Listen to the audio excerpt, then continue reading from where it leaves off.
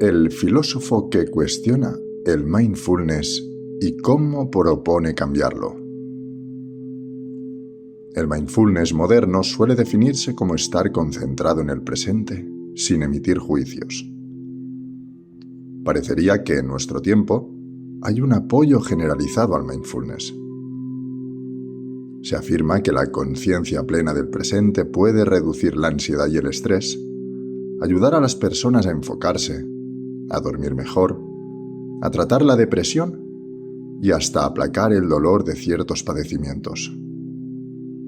Y, por supuesto, existe un enorme cúmulo de investigaciones científicas publicadas en revistas, arbitradas y libros que sustentan sus efectos en la vida de la gente. Todo esto ha hecho que el mindfulness ingrese en aulas escolares, en hospitales y hasta en oficinas, como parte de los programas de bienestar para los empleados. De hecho, una encuesta nacional de 2017 realizada por el Centro para el Control de Enfermedades de Estados Unidos reveló que entre los participantes, un 14% había realizado algún tipo de meditación, al menos una vez durante ese año, y dentro de las modalidades se encontraba el mindfulness. Pero, ¿qué tal si, más allá de sus efectos en el cuerpo humano, hubiese un grupo de creencias alrededor del mindfulness que no necesariamente son beneficiosas para nosotros? ¿Qué tal si el mindfulness, que se supone se deriva de la meditación tradicional budista, es realmente una actividad que se aleja enormemente de su idea inicial? Estos son algunos de los cuestionamientos que se hizo el filósofo británico Odysseus Stone, quien formó parte del Centro de Investigación sobre la Subjetividad de la Universidad de Copenhague en Dinamarca, donde se doctoró. Stone se especializa en la fenomenología y filosofía de la mente, y se ha dedicado a analizar el fenómeno del mindfulness. BBC Mundo habló con él acerca de sus ideas sobre esta popular forma de meditación. Esta fue su entrevista. ¿Cuáles son los postulados filosóficos sobre los que se basa el mindfulness? Uno puede hacer una distinción entre cómo el mindfulness es entendido en el sentido budista clásico y cómo es entendido en el mundo contemporáneo, en el que ha sido parcialmente acomodado a las ideas occidentales, secularizado y aplicado para propósitos psicoterapéuticos. Aún en el mindfulness budista clásico encontramos variaciones. No hay un acuerdo sobre un solo significado de esta práctica en la tradición budista, que tiene 2500 años de antigüedad. La forma contemporánea la vemos en todos lados. Si eres de Reino Unido, como yo, puedes tener sesiones de mindfulness con el National Health Service, así que es una práctica muy diferente. El mindfulness moderno suele definirse como estar concentrado en el presente sin emitir juicios. Diría que los postulados básicos rondan en 3 ideas. Una es precisamente estar consciente sin juicios sobre lo bueno y lo malo. Tener una conciencia desnuda o una atención desnuda sobre una experiencia. El segundo postulado es centrarse en el presente. Un enfoque exclusivo en el momento presente. El tercer componente de la noción moderna del mindfulness es lo que se conoce en la literatura psicológica como descentralizar. Es básicamente la idea de que podemos llegar a reconocer que nuestros pensamientos, nuestras reacciones emocionales y hasta nuestras percepciones del mundo no son reales, sino solo construcciones mentales, proyecciones de la mente. Uno podría encontrar pedazos de estas ideas en la tradición budista temprana, pero no de forma combinada y con estos énfasis científicos y la simplicidad con la que los presenta el movimiento del mindfulness moderno. Usted es muy crítico con la visión occidental del mindfulness, pero muchos investigadores, y mucha gente en general, aseguran que les es beneficioso. ¿Qué piensa sobre esto? ¿Cree que funciona? Soy muy crítico con el mindfulness, pero tengo una perspectiva mixta sobre el tema. El mindfulness para reducir el estrés o el que está involucrado en la terapia cognitiva son formas de psicoterapia muy populares en el momento. Y por supuesto, la gente les encuentra valor. Yo mismo las he practicado y les he encontrado valor en diferentes etapas de mi vida. Así que no quiero decirles a los demás que están mal, porque ese obviamente no es el caso. Mucha gente encuentra esta práctica beneficiosa. Mi preocupación está relacionada a los compromisos filosóficos sobre los que el mindfulness está construido. Está la práctica del mindfulness, y luego cómo la gente internaliza lo que hace cuando la realiza. A veces no puedes separar las prácticas de la forma en la que la gente las entiende en sí. Lo que me gustaría es que pensemos mejor en lo que está ocurriendo cuando practicamos este tipo de meditación. Comentó en una entrevista pasada que le preocupa que la gente ignore sus pensamientos y emociones. ¿Por qué?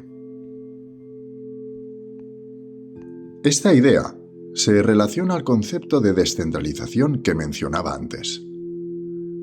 Alguna vez leí en la web del Servicio Público de Salud del Reino Unido que con el mindfulness ves tus pensamientos y emociones como buses en los que te puedes subir si quieres.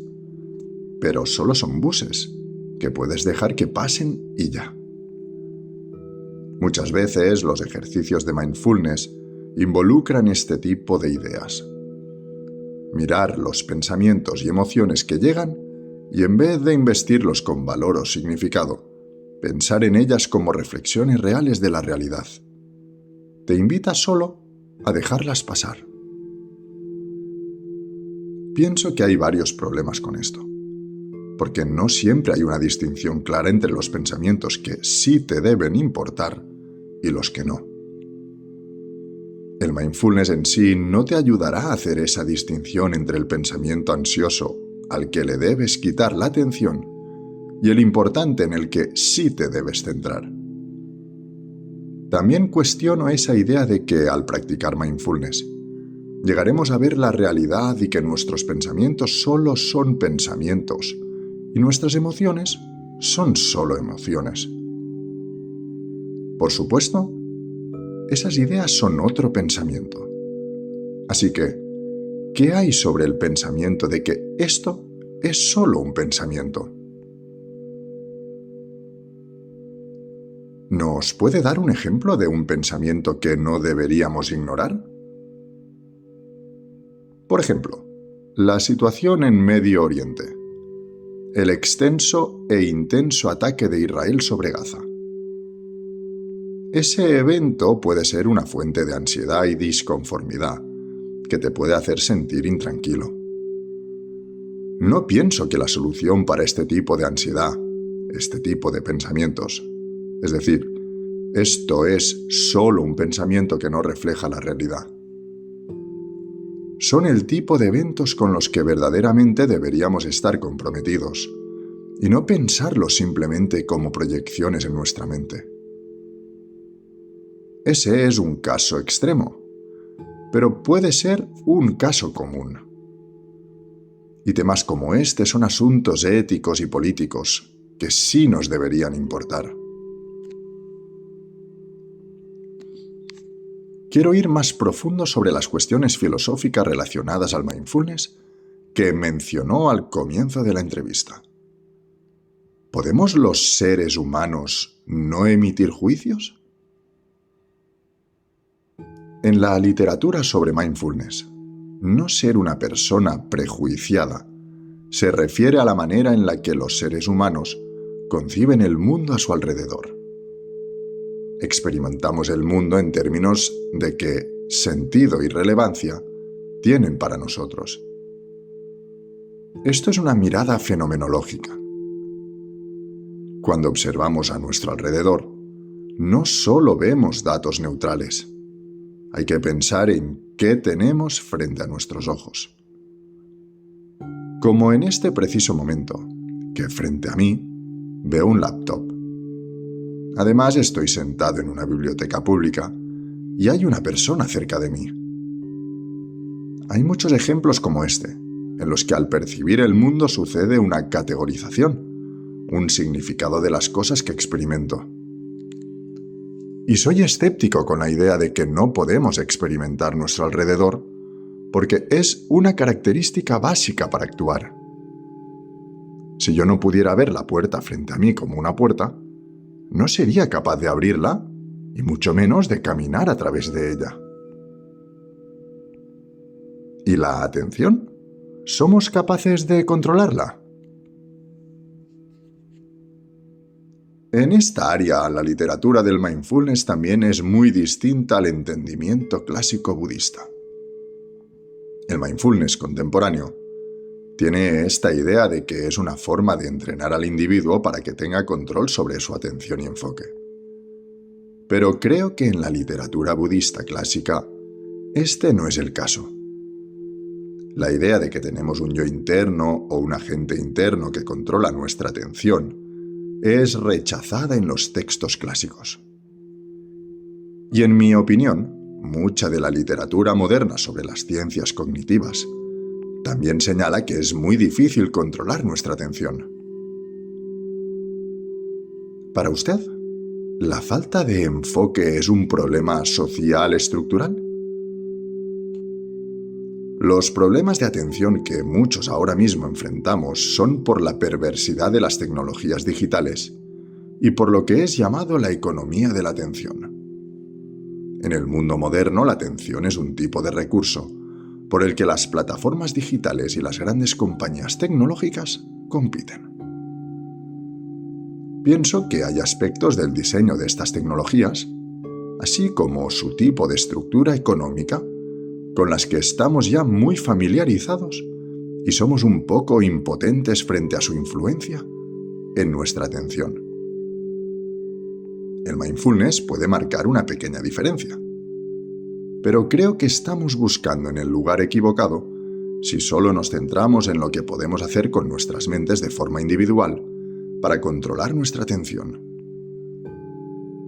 Debemos ir sobre las estructuras materiales, sobre el rol de las tecnologías digitales en nuestra distracción, que es algo que va más allá de si somos buenos o no en mindfulness. ¿Qué piensa sobre la idea de que el mindfulness es una práctica neutral que no interfiere con las creencias religiosas de las personas? Esa es una de las grandes formas con las que se vende el mindfulness. Es presentado como no religioso, no budista, y que puede ser practicado por cualquiera. Esto ha sido definitivamente central para integrarlo a las instituciones públicas, porque no puedes tener ninguna exaltación a una religión, debe ser secular. Pero diría que no es totalmente cierto. Todo depende en cómo definas una religión.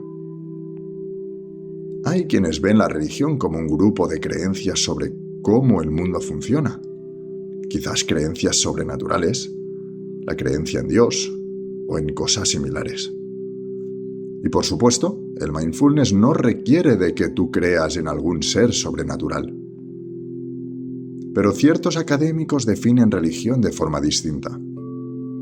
Lo ven como un grupo de prácticas compartidas, rituales, maneras de crear significado y propósito de forma colectiva. Diría entonces que el mindfulness sí tiene un componente religioso.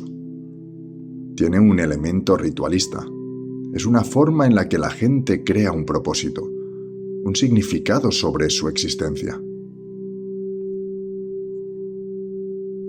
¿Cree entonces que los seres humanos deberían intentar no tener narrativas sobre su pasado y futuro?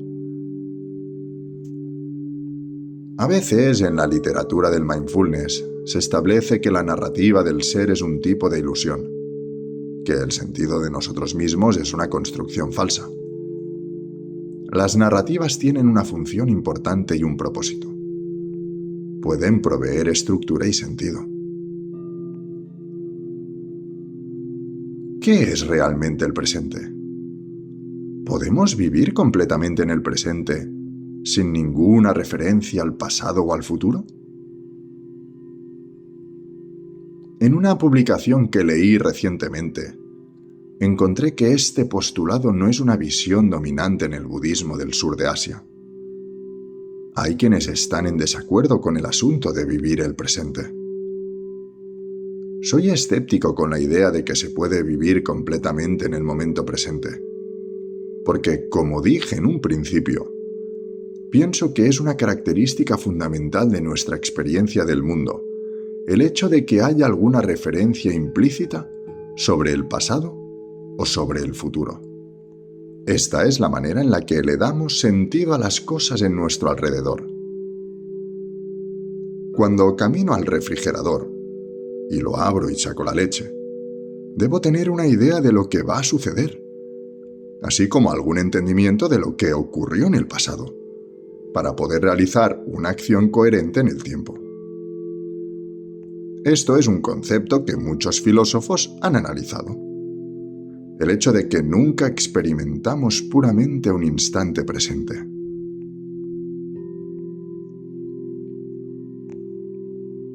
¿Cómo cree que debería ser practicado el mindfulness?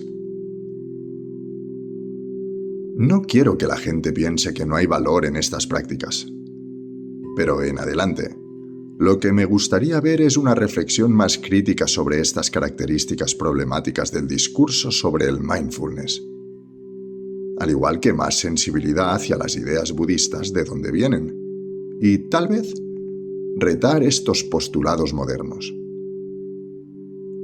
La idea dominante del mindfulness es que eres un individuo que tienes una mente que puedes observar a través de la meditación y que puedes despegarte de tus pensamientos y emociones, así como mantenerte enfocado completamente en el presente.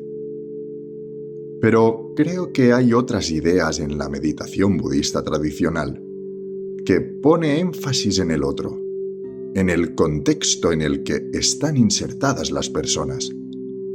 Sería bueno que el movimiento del mindfulness se redirigiera hacia esa postura.